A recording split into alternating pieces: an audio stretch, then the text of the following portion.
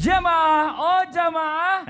Alhamdulillah. Alhamdulillahirabbil alamin. Kembali lagi di Islam itu Indah, jamaah Islam itu Indah yang dirahmati Allah. Masya Allah senang banget ya hari ini yang baru bergabung kita ingatkan lagi. Kita membahas tentang tema magnet rezeki para suami. Alhamdulillah. Siapa yang mau jadi magnet rezeki buat suaminya? Wah, angkat tangan semua. Amin, amin ya rabbal alamin. Masya Allah luar biasa. Sebelum kita lanjut kita akan melihat lagi sebuah video tayangan ya. Tentang kisah haru istri rawat suami yang sakit. Wah ini pasti menyedihkan ini dia tayangannya. Waktunya olahraga biar darahnya lancar dan cepat sembuh. Buang dulu ya.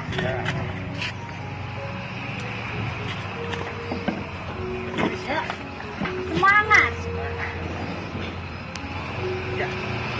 Cinta dia karena Allah, sayangi aku karena Allah. Ya Allah ya Rabbi, kita yang nonton kok kita yang mau keluar air mata ya. Haru maksudnya dalam zaman sekarang ini kita lihat yang seperti ini tuh hampir jarang terjadi gitu loh. Bahkan banyak ya mohon maaf sebelumnya di masa pandemi ini banyak istri yang meninggalkan suaminya dikarenakan masalah perekonomian yang jatuh. Tapi ini kita lihat suaminya sakit tidak bisa mencari nafkah, istrinya begitu ikhlas dan sabar merawat suaminya. Bib, ini pertanyaan nih Bib nih, Masya Allah, ini mudah-mudahan istri yang tadi ini dapat surga pahalanya. Masya Allah, amin amin ya rabbal alamin. Bagaimana hukumnya ketika seorang istri ini harus menggantikan posisi suami dalam mencari nafkah? Ini bagaimana Bib penjelasannya? Mohon izin. Menarik banget Mas Fadli. Afwan, Ustadz Maulana, Ustadz Syam. Bismillahirrahmanirrahim. Allahumma sholli ala sayyidina Muhammad wa ala ali sayyidina Muhammad. Yang pertama kita harus paham dulu. Hukum seorang istri yang bekerja menggantikan suami yang sakit. Apa sih hukumnya? Hukumnya yakni diperbolehkan. Tetapi ingat, ada syarat-syaratnya. Yang pertama, tidak ikhtilat, yakni bercampur baur antara laki-laki dan perempuan yang akan menjadikan sebuah timbulnya fitnah, bahaya. Karena apa? Karena di dalamnya nanti ditakutkan akan timbulnya fitnah. Oh dia nih gabung sama ini, jangan-jangan seperti Ustadz Maulana bilang, wah bahaya, ya kan? Ada apa ini, ya kan? Seperti itu. Tapi intinya adalah kita harus paham berkumpulnya ini yang tidak diperbolehkan karena takutnya fitnah. Yang kedua, tidak membahayakan dirinya dan juga tidak membahayakan daripada agamanya dan kehormatannya. Yakni mereka harus paham, tidak membahayakan dirinya. Wah, bekerja di satu tempat yang di dalamnya ada kemaksiatan dan takut terjadi sebuah hal yang tidak baik, ini bahaya. Suatu tempat yang dimana bekerja yang akan mendampakkan fatal terhadap dirinya, itu berbahaya. Ini yang harus ditinggalkan. Karena apa? Berbahaya bagi kehormatan dan dirinya. Dan juga berbahaya misalkan dia ada di satu tempat tersebut yang isinya adalah maaf tempat yang tidak baik dan tidak benar. Akhirnya apa? Akhirnya penuh dengan kemaksiatan dan berdosa di dalamnya.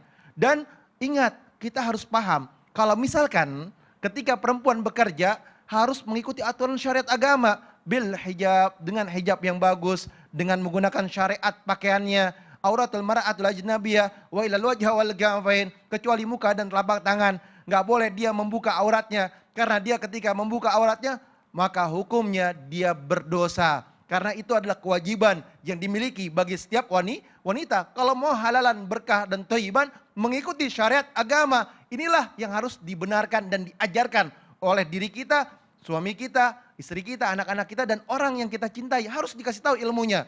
Dan yang terpenting adalah izin dulu sama suami. Suaminya ngizinin enggak? Kalau suami yang ngizinin, bismillah dia bekerja. Kalau suaminya tidak mengizinkan, maka dia tidak boleh keluar dari rumahnya. Wa qarna fi buyutikunna, karena perempuan tempatnya adalah di rumah. Ketika suami mengizinkannya karena darurat syar'i, yakni ketika suaminya tidak mampu untuk bekerja, sakit dan lain sebagainya, uzur, maka diperbolehkan tapi mengikuti aturannya.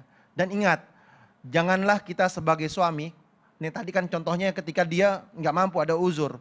Kalau misalkan dia punya uang tapi dia pelit, dia lalaikan istri dan keluarganya, dia adalah orang yang berdosa dan dia adalah golongan orang-orang yang zalim. Wa 'alal maulidi lahu rizquhunna wa kiswatuhunna bil ma'ruf. Ustaz Syam tadi sampaikan bahwa kewajiban ayah memberikan makanan dan pakaian terhadap siapa? Terhadap istri dan anak-anaknya. Kepada siapa lagi? Kepada orang yang dia cintai. Bisa kepada ibunya, kepada bapaknya. Tadi Mas Fadli bilang, bapak juga harus. Iya, kenapa? Punya hak di dalamnya orang tua. Jadi diberikanlah. Jangan jadi orang itu bakhil, pelit. Kenapa? Kewajiban dia untuk memberikan nafkah. Kalau misalkan saya punya istri, terus istri saya tidak saya nafkahkan, maka tidak ada keberkahan dalam rumah tangga tersebut. Berarti ini adalah suami yang bakhil. Suami yang bakhil, awalnya dia punya uang, lama-lama uangnya habis. Kenapa? Tidak ada keberkahan di dalamnya. Oleh karena itu, suami yang baik, suami yang pintar adalah di mana dia memberikan rizkinya untuk istrinya karena ada keberkahan di dalamnya, auto rizki banyak. Kalau mau auto rizki banyak, sayang istrimu, cintai istrimu. Karena apa? Dia yang mendoakanmu, dia yang menjaga anak-anakmu, dia yang membersihkan pakaianmu, membersihkan tempat tidurmu, dan juga mengetahui dan memahami daripada apa yang kamu kerjakan di rumahmu, dan dia yang menyayangimu. Cintailah, kasihilah dia, sayangilah dia dengan cara yang ma'ruf. Karena apa? Dengan cara yang ma'ruf tersebut melahirkan keberkahan dan kebahagiaan, sakinah, mawaddah, warahmah. Amin ya rabbal alamin. Amin, amin ya rabbal alamin. Langsung dibangunin nih Bapak. Pak bangun Pak, dengerin tadi tuh Habib Usman ngomong. Kalau mau berkah, kasih duit yang banyak. Betul. Gitu istrinya. Masya Karena Allah, itu luar salah satu biasa. tempat sumber rezeki. Masya Allah, amin, amin ya rabbal alamin. Nah sekarang kita lanjut lagi.